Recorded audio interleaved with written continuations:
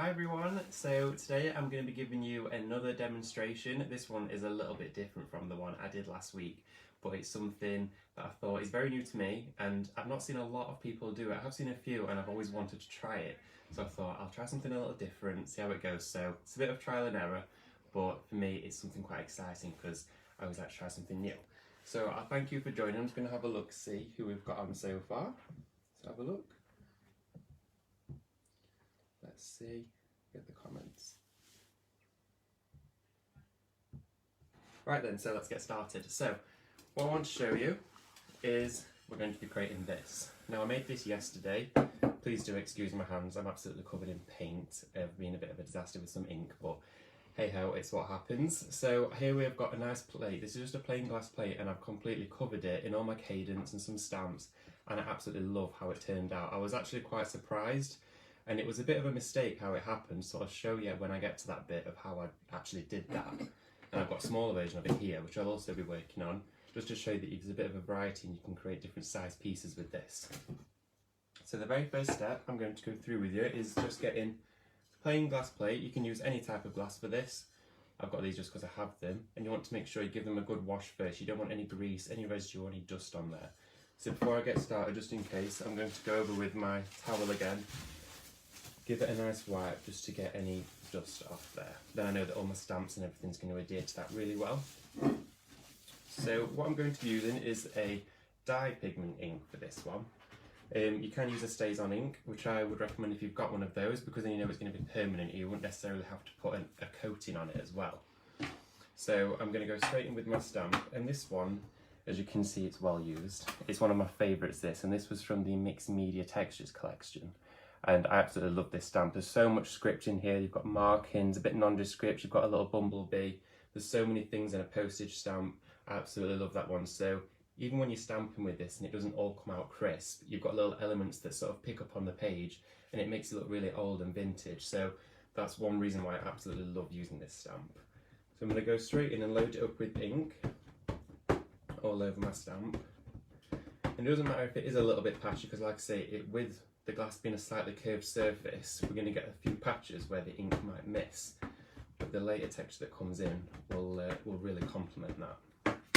So I'm going to take it off and I'm going to use it without a loader underneath.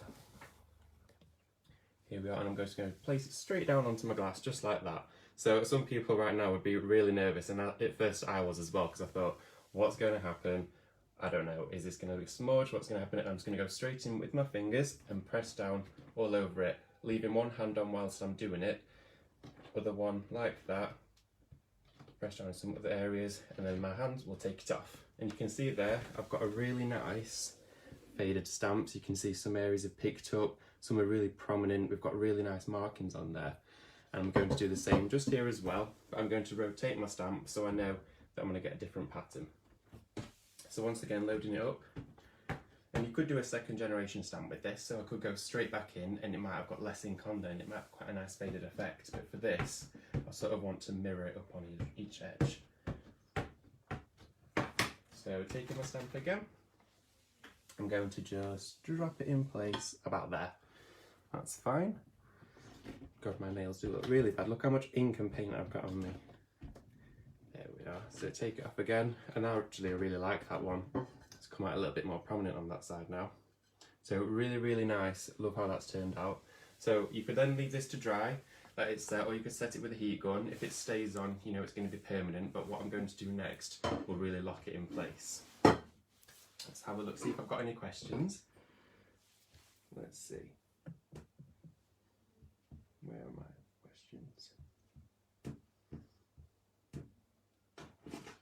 Some reasons. Do excuse me a second, technical difficulty. I don't know why, let's have a look. Let's see. Hello everyone, hi Maz. Luke's watching. Hi Anna, Nikki. We've got everyone on Kasha. Everyone's there, and Elizabeth as well. Let's have a look. So Nikki has mentioned using a block shape for surfaces, so you can use all shaped stamps for different surfaces. So if you've got a rounded edge, maybe on a vase, like this one, you can see you've got quite a curve. You can use an actual rocker for the stamp, so that the stamp would mould onto it if you weren't as confident to lay it on there, and that might help you ease it into it. Or you could, if you wanted to, take the glass and actually roll it into the stamp if you like to do that. If you maybe just wanted to get an element of the stamp, you could really transfer that on there and maybe just get patches of it. But with this being such a large surface, I was quite confident in laying it down and just seeing what would happen. But if you maybe had a little element, you could just pop that on there. Let's have a look, see if we've got any more questions for you. Let's have a look. So the ink that I'm using for this one is my Rare Earth, and this is the pitch black. So this one is great for working onto card, fabric, all those types of porous mediums, but this one struggles to dry onto a glass or a plastic, which is why with this particular demonstration I'm going to actually lock in this in place with a hybrid acrylic. So if I wanted to leave it like that, because that's quite nice just to have it like that, I could leave it and just absolutely cover it in varnish, or I could put other bits on there, and I would know that that wouldn't move if I'd use a StazOn ink. But for this I'm going to lock it in place. So my next step for this one is I'm going to use my paints. Now, I wanted to use the gilding paints for this one. I absolutely love these. These have got crushed metal flakes in them. So we've got the hybrid metallics, we've got hybrid acrylics, but these are the gilding metallics. They're absolutely gorgeous. And I'm using today these three colours. So I've got the extra antique gold, we've got gold, and we've also got antique copper. I love these ones, they're really nice, and these are coming up soon on Create and Craft, so watch out for those. So I'm going to work onto this small one here and take my ink dauber, which really is just a sponge on a stick, and the reason why I want to use this is I want a nice even coverage on my glass. If I was to use a brush, I might get some streaks in there, so this, I'm going to just pounce it onto the surface, and I know I'm going to get a nice even coverage. So I'm going to take a bit of each colour, and we're going to blend them through. So a bit of this one, and I absolutely love how this one comes out, it's so nice. There we are. And any that I don't use will be going straight back into the pots. I think that should be a right amount.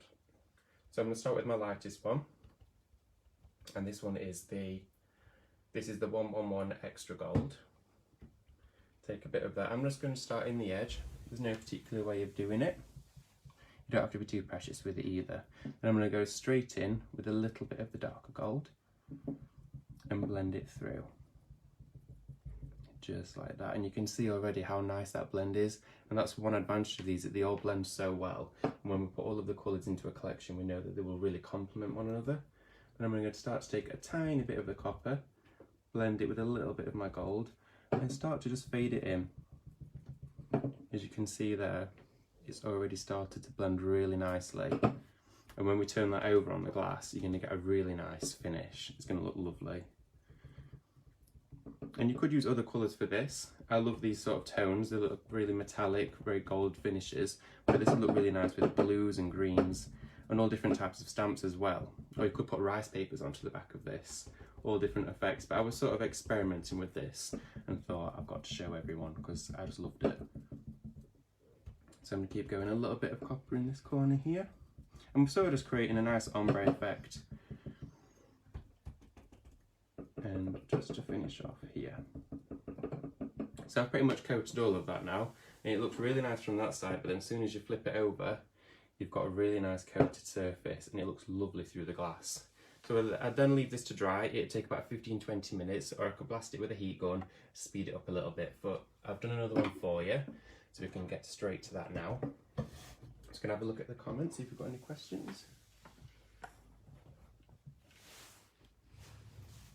Have a look. Hi Kathleen, we've got Kathleen watching as well. So what I'm going to do with this is take two palette knives, and I'm going to basically ruin what I've just done, which sounds a bit scary and a bit daunting, but it's very touch and go, but it's very experimental. So I'm going to literally take my palette knife and just start dragging it down and push it up as well. And you can, if you've not got a palette knife, you can literally just use your nails. And I'm just going to keep on scraping it. And what this is doing is it's giving the really nice etched effect on the back. So you see that when you get the finish, you're going to end up with this, which is just amazing. So scrapes this way. No precious way of doing it. And this is really, when you get into your mixed media, the fun part of it is because you're just creating You just keep going until you're happy with it. Scrape down this side. And these would look absolutely lovely as a dinner set. You'd look lovely as a centerpiece on a table, and you could do it with all shaped glass as well. So keep going all the way down. Scrape off all of the excess bits of paint that we've got there. And you can see there, I've already started to get rid of some of that paint, and it's already starting to show through. So the next step for this is we're going to seal all of that in place, because I'm quite happy with how that's turned out. And it's going to then be washable as well, which is brilliant because then it just lasts forever. So now I'm taking a bit of the light yellow hybrid acrylic. Now this is brilliant, it will go onto all your surfaces, so it will go into wood, it will go into glass, it will go into fabric, concrete, all of those surfaces, and it's wipeable and washable. So after I've done this, it would even go in the top drawer of a dishwasher and be fine because it's stayed on there. So I'm going to take an ink dauber again, love working with these, and I'm going to go straight into the hybrid acrylic and start putting it all over the top. And the coverage of that is amazing. You can instantly see it only needs one coat. You don't even need to put any more on there. So keep going all the way around with it. I'm going to put a little bit more out actually. It's one of my favourite colours, I absolutely love it. And if you wanted to, you could actually blend colours on the back. So I liked the idea of all of the yellow coming through. But if you wanted to, you could blend a red with this, another colour that would really complement these ones I've already got on here. And that would give a nice ombre effect through that glass as well. So you'd actually create some really nice effects. Or if you wanted to, you could lay a rice paper over this. Then you'd get elements of your rice paper coming through all of the scratches. So there's just so much you could do with it. You could create hundreds of different types. They really are brilliant, and this dries so quick, this paint, so you don't have to wait around for ages to put any more coats on, or you can start using it straight away. There we go. So it almost coated all of that surface. Have a look.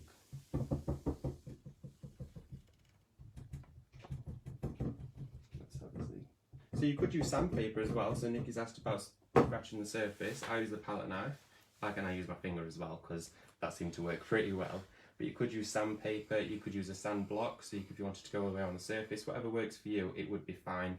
I just found that using that really scraped a thick amount of paint off. So just to make sure it's completely dry before I show you, give it a quick blast with the heat gun. And that should only take just a few seconds. And already that will have dried, so instantly we have now got a lovely effect come all the way through there. How nice is that? And you could go all the way around the edges as well if you wanted to coat that in, but I sort of like the ombre effect going up on the edge. It's absolutely lovely. Got a bit of paint on the surface there. It is gorgeous. I'm really happy with that turned out. So you've got a full set that you could create with all of these, and the smaller one as well. So there's so many different effects and different patterns you could create. They're absolutely lovely. So please have a go at doing this. Share your pictures, send me them, see how you've got on with it. I'd love to see what you do with it. So thank you very much for watching.